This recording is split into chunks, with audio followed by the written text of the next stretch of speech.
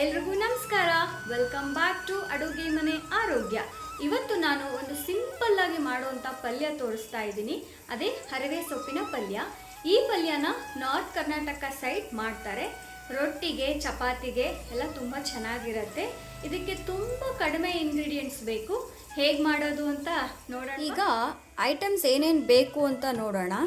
ಹರಿವೆ ಸೊಪ್ಪಿನ ಪಲ್ಯನ ಚೆನ್ನಾಗಿ ತೊಳೆದು ನಾನು ಹೆಚ್ಚಿ ಇಟ್ಕೊಂಡಿದ್ದೀನಿ ಇಲ್ಲಿ. ಆಮೇಲೆ ಇಲ್ಲಿ ಕುಟಾಣಿನಲ್ಲಿ ಬೆಳ್ಳುಳ್ಳಿ ಒಂದು 3 ಮೆಣಸಿನ್ಕಾಯಿ ಹಾಕಿಟ್ಕೊಂಡಿದ್ದೀನಿ. ಬೆಳ್ಳುಳ್ಳಿ ನೀವು ಎಷ್ಟು ಹಾಕಿದ್ರೂ ಇದು ಟೇಸ್ಟಿಯಾಗೇ ಇರುತ್ತೆ.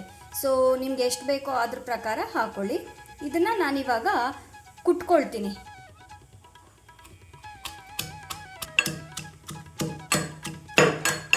ಬಾಣಲೆ ಇಟ್ಕೊಂಡಿದ್ದೀನಿ. ಬಾಣಲೆ ಇಟ್ಕೊಂಡು ಅದಕ್ಕೆ ಸ್ವಲ್ಪ ಎಣ್ಣೆ ಹಾಕೋಬೇಕು. ಈಗ ಚೆನ್ನಾಗಿ ಎಣ್ಣೆ ಕಾದಿದೆ. ಇದಕ್ಕೆ ನಾವು ಇಲ್ಲಿ ಕುಟ್ಟಿಟ್ಕೊಂಡಿದ್ವಲ್ಲ ಮೆಣಸಿನ್ಕಾಯಿ ಮತ್ತು ಬೆಳ್ಳುಳ್ಳಿ, ಅದನ್ನು ಹಾಕೋಬೇಕು.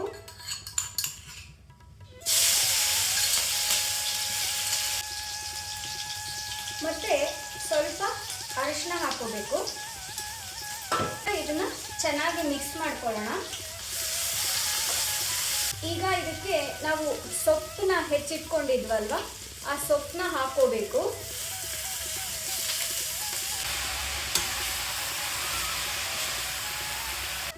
ಈ ರೀತಿಯಾಗಿ ಆಗಿರುತ್ತೆ.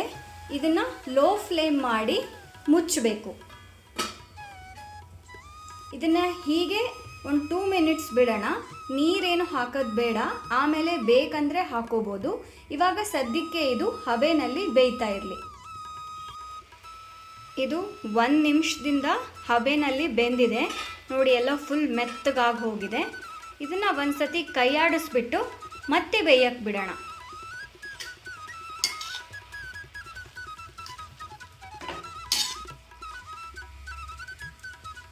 ರುಚಿಗೆ ತಕ್ಕಷ್ಟು ಉಪ್ಪು ಹಾಕ್ತಾ ಇದ್ದೀನಿ.